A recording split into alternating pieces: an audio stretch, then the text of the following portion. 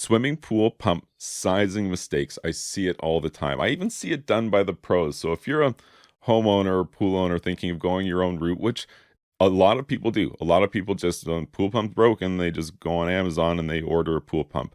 The industry wants to steer you towards speaking to a swimming pool professional locally, and I also endorse that you do that. And the reason why is it's actually a deeper technical subject than most people appreciate on the surface level. If you're a retired mechanical engineer and you're like, I could do this myself, you probably can, but I'm just speaking to the average person. That swimming pool specialist actually knows some stuff, or I sure hope they do if they're out there representing us. And when it comes to pool pumps, like there's a lot of ways this is important. It's important from effectiveness. You want something that's going to be efficient.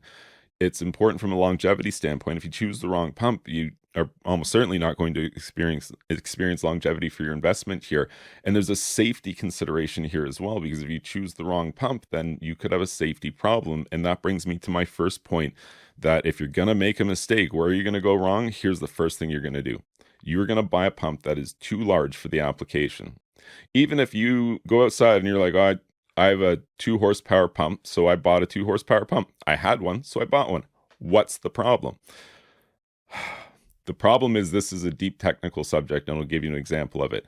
2 horsepower pumps are not equivalent. In fact, horsepower alone is such a terrible way to rate a pump. It's considered so misleading that like authorities had to step in and go, no, you got to do this differently, because you're just confusing people here by confusing hydraulic horsepower, total horsepower, a horsepower where a service factor is applied to it such that it gives it a temporary rating higher than the name value. Like a 1 horsepower uprated pump could have a 1.5 horsepower on the label. What you buy from one popular brand is a 1 horsepower pump is about equivalent to a 3/4 horsepower from the next competing brand. It's weird, right? They both had, the same label on them. And it's so confusing.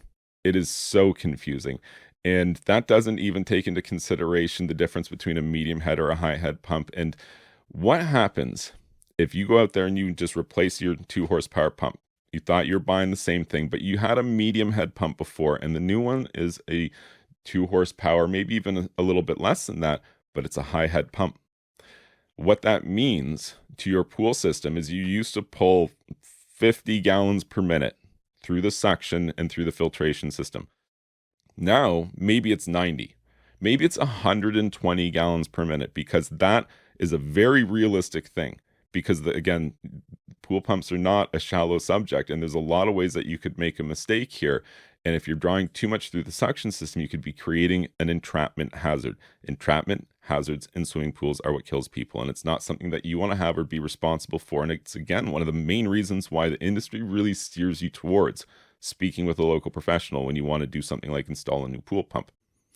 But you're doing it on your own, and now you understand a little bit about sizing, and maybe you're going to do something like, instead of looking at horsepower, you're going to look at the flow curve. The performance curve is a graph that the manufacturer puts out with every pump. This is all available widely on the internet, and you can look up for a given amount of resistance to flow. 30 feet of head, 60 feet of head. These are kind of common numbers you'd see for a basic swimming pool or an advanced swimming pool. And then you would look at the amount of gallons per minute of flow a pump is going to deliver for a given amount of resistance to flow. This is how a professional would go about sizing a pump that's appropriate to your swimming pool. And you have to be aware that there's limitations. There's limitations to the amount of flow that you're allowed to have through a skimmer, the amount of flow that you're allowed to have through main drains. Those could otherwise be entrapment hazards. There's limitations to the velocity of flow that you can have through suction lines. Again, pretty deep subject. So if you're going to be doing this on your own, or maybe you want to reconsider doing it on your own, but be aware, these are really common things that you could very easily make this mistake and create a safety concern with your swimming pool. So let's get into some technical stuff here. What else could you make a mistake with when you're buying a swimming pool pump? Well, I tell you what I see all the time is people not taking into consideration the port sizes of the pump they're buying versus the type and size of pipes that they have for their pool. Now, there is some truth to the fact that in swimming pool equipment, we readily change size. When you have a larger or smaller port size, you just use bushing adapters and you change the pipe as needed. But there's advantages, big advantages to things like efficiency too. If you have large pipes or a lot of pipes in your swimming pool, I wouldn't want to buy a pump with 1.5 inch size ports. I would want 2 inch minimum, maybe even 2.5 inch size ports or larger. So make sure you're looking at that if you're looking at swimming pool pumps. What size are your pipes and what size are the ports for a pump that you're considering to buy? Here's a mistake people make all the time when they buy a swimming pool pump. Did you look at the voltage requirements for the pump versus what you have available? What happens is that a lot of people have 115 volts for the swimming pool pump. It used to be more common than it is today because commonly today you'll see variable speed swimming pool pumps, and commonly variable speed swimming pool pumps are direct drive 220. If you don't have a neutral line, or if you have a neutral line in the service that you have now, you might not have another leg available for a direct drive 220. You might need to contact an electrician. It might not just be swapping one pump for the other. For some people, electricity isn't a mystery and they know exactly what they have and what the new pump's going to need. But if you don't, double check what your current pump is and what your current voltage supply is available, because modern swimming pool pumps almost exclusively are 230 volts. Sure, there are some 115 volt versions on the market, but I would say that they are in the vast minority versus the majority of pumps for swimming pools are 230 volts only. This brings me to my last point, and I touched on this earlier. Medium head pumps versus high head pumps. What's the difference? Does this really matter? Holy cow, does it ever matter? And basically what it comes down to is, picture a medium head pump is, we'll call that a normal pump, and the high head pump is like a supercharged car or something like that, right? Like a sports car, regular car, sports car. So if you were to do the same drive in both, well, one of them's going to perform a lot differently, right? Probably get the job done a lot faster. And so that's kind of the situation here. Is a medium head pump is your regular economy car. It gets the job done. It doesn't, do anything too strenuous.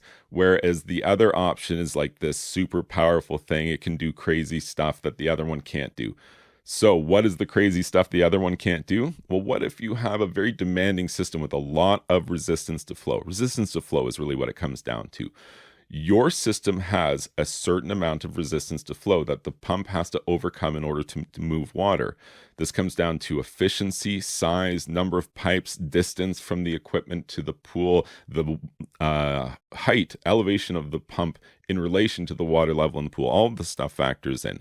And nobody can tell you what your resistance to flow is. It's unique for every single swimming pool application. So it's one of these things that's kind of challenging to get this information about. But what you can do is you can kind of maybe just summarize and look at a situation and go like, I got a super basic pool, like 2 or 3 pipes, not a lot going on here. Or you have like 3 or 4 or 5 pipes, maybe something like that, a couple extra pieces of equipment like a heater. And then we've got a pool that has like a dozen different pieces of peripheral equipment and a dozen or more pipes. Like these are like your small, medium, and large examples here.